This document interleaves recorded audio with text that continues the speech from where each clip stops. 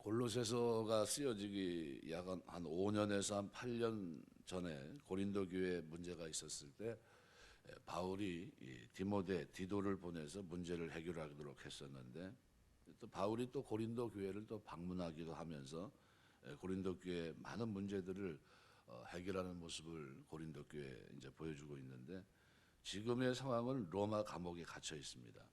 방문 대신에 서신을 보내야 되는 입장이고, 그래서 오늘 본문에는 무릇 내 얼굴, 내 육신의 얼굴을 보지 못한 자들을 위해서 얼마나 힘쓰는지 너희가 알기를 원한다, 이렇게 얘기합니다. 어떻게 힘쓰는 것을 너희가 알기를 원한다, 간절한 부탁인데요.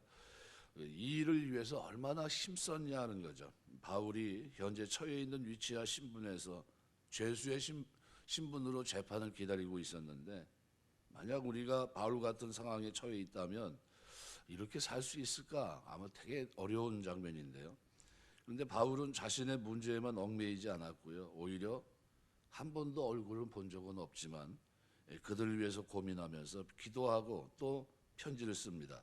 이런 노력은 어떻게 힘쓰는 것을 여기에 해당하는 원문이 아주 강하게 되어 있습니다. 내가 얼마나 큰 싸움에 임하고 있는지 이렇게 변합니다.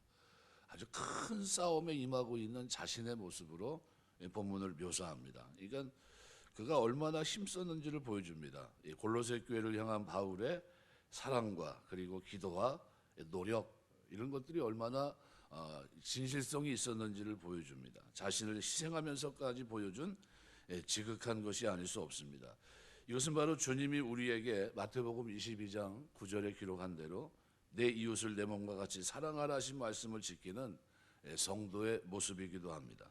바울은 이 사랑의 모습이 오늘 우리에게도 있기를 원합니다. 우리가 살아가면서 초점을 어디에 맞춰야 되는가? 구원에 맞춰야 됩니다. 그래서 아무쪼록 구원에 맞춰 살아가야 되는데, 고린도서 10장 33절 보면 나와 같이 모든 일에 모든 사람을 기쁘게 하여 자기 유익을 구하지 아니하고 많은 사람의 유익을 구하여 그들로 구원을 받게 하라. 우리가 다른 사람의 유익을 위해서 이 땅을 살아내는 것이 맞습니다. 이게 뭘 위해서요? 구원, 하나님이 우리에게 베푸신 이 구원, 그리스도 영광의 비밀을 알게 하는 이 일을 위해서 우리가 최선을 다해서 살아가야 됩니다. 그래서 오늘 읽은 말씀 2절에 보면 이는 그들로, 왜 이렇게 힘썼는지 그 이유입니다. 그들로 마음의 위안을 받고 사랑 안에 연합하여 확실한 이의 모든 풍성함과 하나님의 비밀인 그리스도를 깨닫게 하려 합니다. 이 비밀이 뭡니까? 미스테리온이라는 말은 1장 26절에서 그 비밀은 감춰져 있었습니다. 하나님께서 만대와 만세로부터 감춰져 온 것인데 모든 인류를 구원할 메시아 그리스도라는 사실을 1장 27절에서 분명히 말씀합니다. 근데 본문에서 그것을 다시 한번 말하고 있습니다. 이 비밀을, 하나님의 비밀인 그리스도를 깨닫게 한다. 이 깨닫게 한다는 에피크노시스라는 말은 완전한 지식을 말합니다. 그러니까 바울이 이처럼 강조한 이유는 그 당시 영지주의자들이 사용했던 이 신비한 지식, 영적 지식, 이 용어를 통해서 영지주의자들이 주장하는 그들의 영적인 지식을 논박하려는 의지가 그 속에 포함되어 있고, 그러면서 한 걸음 더 나가서 바울은 골로새 교회가 하나님의 비밀인 그리스도를 온전히 깨닫는 공동체가 되어서 복음을 왜곡시키고 복음을 변질시키는 어떠한 이단들의 거짓 공격으로부터도 승리할 수 있는 공동체, 사랑의 공동체, 깨닫는 공동체가 되기를 원했던 겁니다. 그래서 2절 말씀 그대로 모든 풍성함과 하나님의 비밀인 그리스도를 깨닫게 하려 합니다. 여기 2절에 기록이 되어 있는 이런 모습들, 이게 참 굉장히 중요한데요. 이 모습을 3절에서는 그 안에는 지혜와 지식의 모든 보화가 감춰져 있다. 이 보화라고 하는 데살리오로스라는 이 단어는요, 뭐와 관계된 거냐면 복음서에는 마태복음 2장 11절 보면 보배합을 열어 황금 유황 모략을 드릴 때 그 보배합입니다. 또 산상설교 6장 19절에서 21절 보면 내 보물이 있는 곳에 마음이 있느니라, 보물 얘기할 때 보물입니다. 그러니까 이거 굉장히 중요한 점. 많은 사람들이 갖고 싶어하는 가치가 있는 거, 보화, 이게 데사우로스라는 단어인데요. 이것은 큰 가치를 지닌 보물을 가리킵니다. 이런 보화가 그리스도 안에 있다는 거예요. 그리스도 안에 있다. 그래서 이 3절에 그 안에는 지혜와 지식의 모든 보화가 감춰져 있다. 이 지식은 그노시스, 관찰의 결과 얻어진 정보를 가리키고요. 지혜는 소피아라는 말은 이러한 지식을 삶에 적용할 수 있는 능력을 가리킵니다. 그러니까 이 지식은 하나님과 예수 그리스도의 말씀에 대한 이해이고, 지혜는 이러한 지식을 삶 속에 적용시키는 능력으로서 인간의 삶의 원리가 되는 것을 말하는 겁니다. 그러니까 여기는 그래서 바울의 세 종류의 지혜를 설명하는데, 바울과 그 동역자들 골로새 교인들에게 주어진 지혜, 그죠? 우리가 골로새 쭉 묵상하고 있는데 1장에 보면 1장 9절이나 1장 9절 보면 이렇게 표현합니다. 이로써 우리가 듣던 날부터 너희를 위해 기도하기를 그치지 아니하고 구하노니 너희로 하여금 모든 신령한 지혜와 총명의 하나님 뜻을 아는 것으로 채우게 하시고 그랬거든요. 이게 하나님의 지혜를 말하고 있고요. 또 1장 28절에도 보면 우리가 그를 전파하여 각 사람을 권하고 모든 지혜로 각 사람을 가르치면 각 사람을 그리스도 안에서 완전한 자로 세우려 합니다. 이렇게 표현합니다. 그러니까 바울과 그 동역자들 그리고 골로새 성도들에게 주어진 이 지혜는 아주 다양한데 3장에서도 보면 3장 16절 같은 데 보면 그리스도의 말씀이 너희 속에 풍성히 거하여 모든 지혜로 피차 가르치며 권면하고 시와 찬송과 신령한 노래를 부르며 감사한 마음으로 하나님을 찬양하고, 또 한 걸음 더 나가서 4장 5절에서는 외인에 대해서는 지혜로 행하여 세월을 아끼라. 그래서 가만히 보면 세 종류의 지혜를 우리가 얘기할 수 있는데, 바로 여기 이러한 하나님의 말씀에 대한 지식에 근거한 적용하는 능력, 이 지혜를 가지고 이 땅을 살아내야 될 것을 얘기하고 있거든요. 그러니까 또 이단들의 무리 가운데 거하는 헛된 지혜가 있습니다. 그래서 2장 23절 보면 이런 것들은 자의적 숭배와 겸손과 몸을 괴롭게 하는 데는 지혜 있는 모양이나, 그죠? 오직 육체 따르는 것을 금하는 데는 조금도 유익이 없느니라.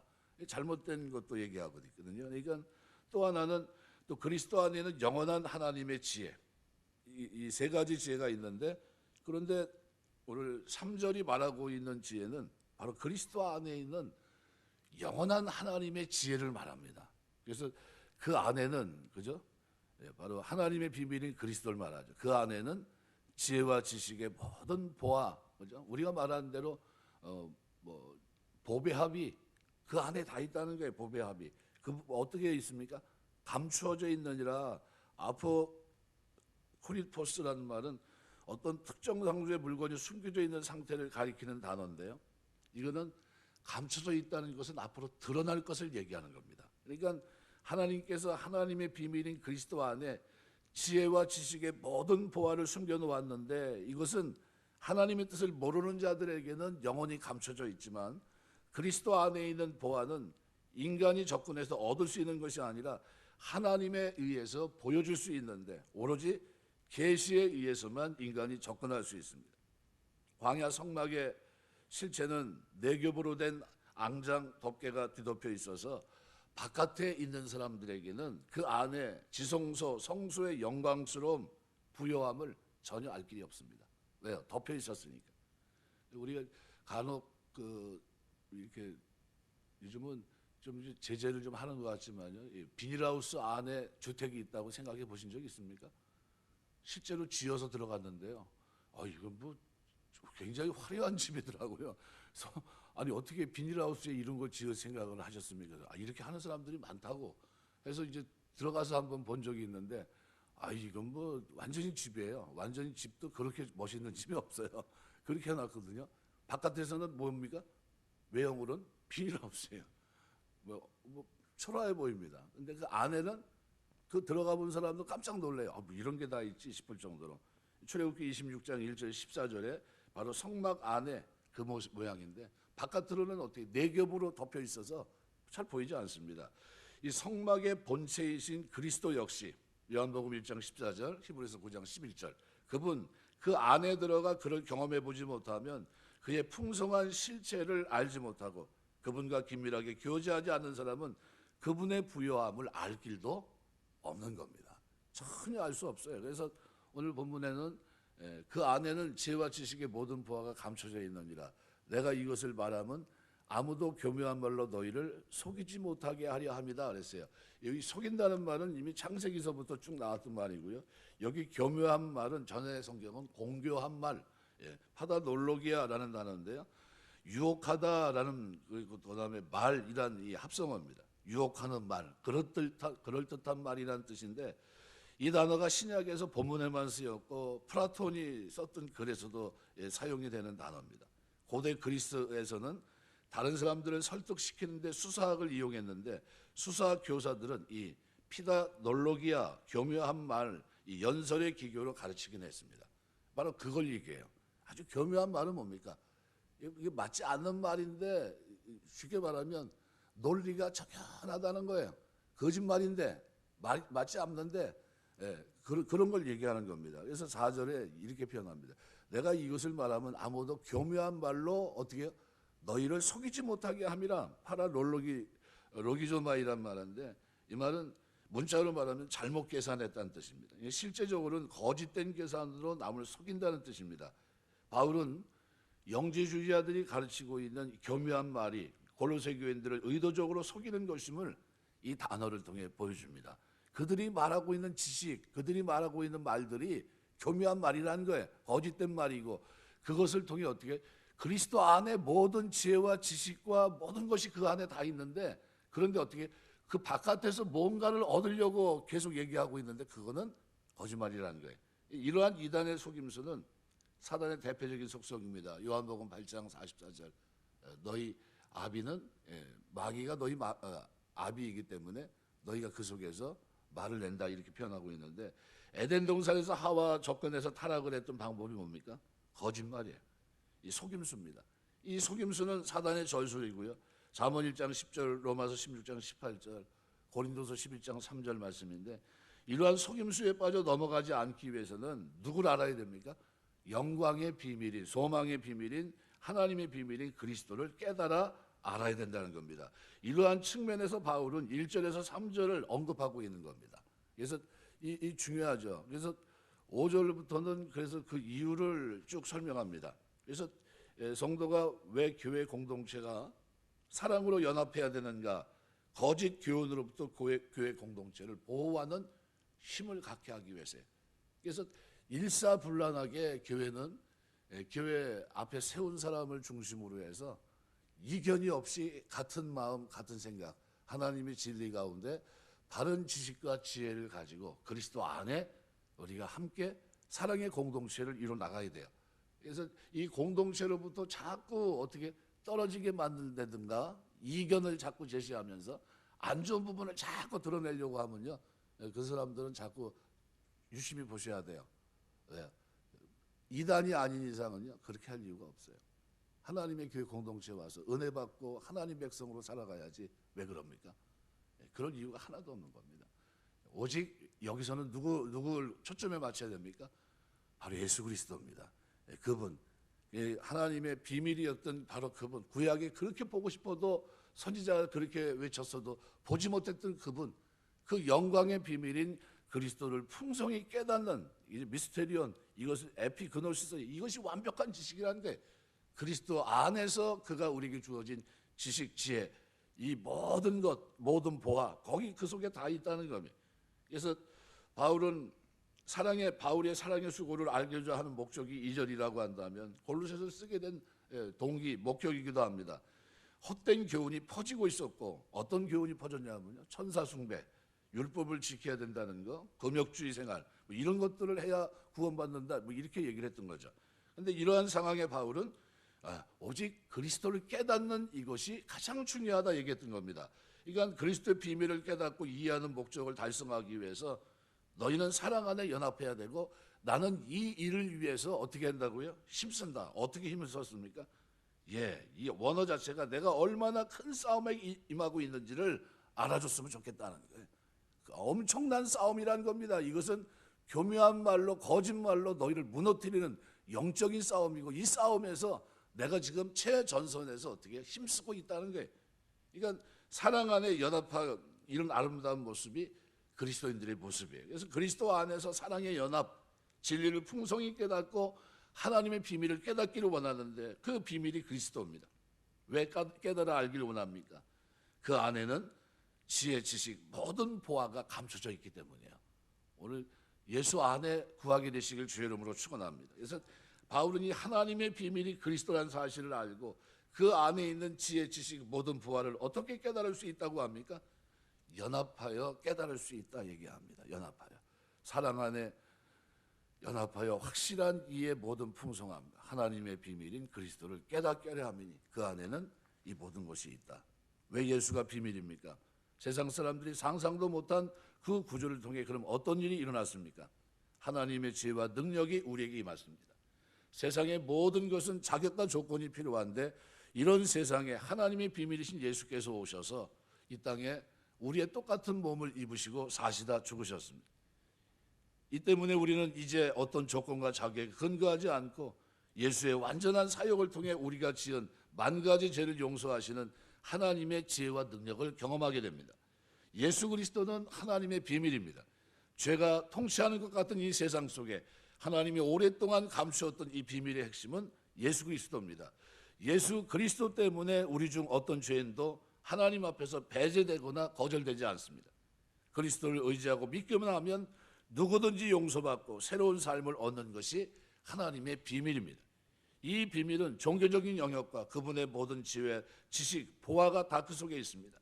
세상 사람들은 예수 믿는 진리와 세상을 사는 방식이 다르다고 생각하지만 그렇지 않습니다.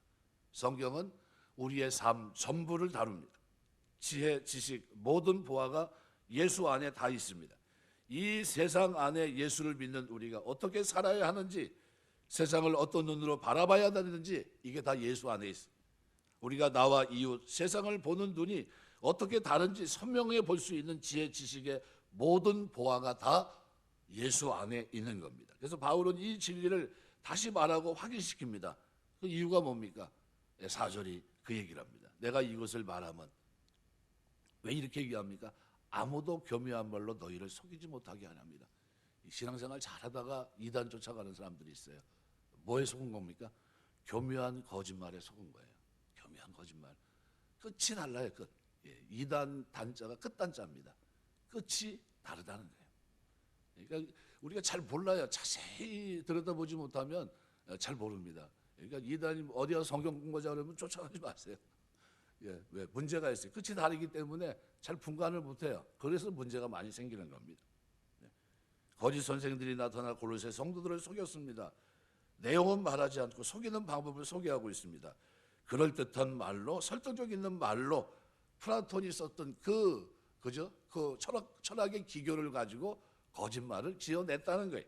그러므로 성도는 모든 지혜, 지식, 보화가 예수 안에 있다는 것을 확실히 아는 게 중요합니다. 우리 마음속에도 이게 있어야 돼. 예수 안에 다 있는 거야, 이렇게 생각해야 되는데, 여기에 없어, 그거는 세상에만 있는 거야, 이렇게 생각하면 안 됩니다. 예수 안에 다 있는 줄 믿습니다. 이 모든 것이 교회 안에 있는 줄 알고, 거짓 선생들의 가르침으로 교회에 다툼이 일어나 공동체가 깨지지 않도록 믿음에 견고히 서 있는 것이 중요합니다. 진리에 대한 바른 분별력을 가져야 바르게 믿고 바르게 잘할 수 있기 때문입니다. 말씀 맺겠습니다. 오늘 본문을 통해 우리가 어디에 힘써야 되느냐라는 것을 보여줍니다. 그죠? 많은 세상의 거짓 이단들이 나와서 교묘한 말로 속이는 일들이 지금 시작되고 엄청나게 진행이 돼가고 있습니다. 엄청난 진행입니다. 그죠? 깜짝 놀랄 정도로 어떻게 저렇게 열심을 가지고 있는지 그럽니다. 그럼 우리는 어디에 힘써야 됩니까? 바로 영광의 소망이신 그리스도를 아는 데 힘써야 돼요. 그분의 지혜, 지식, 모든 보화가 그분께 있다는 사실을 알고 그 안에서 끊임없이 하나님의 은혜를 구하면서 그 안에서 자라가는 여러분 다 되시길 주의 이름으로 축원합니다. 기도하겠습니다.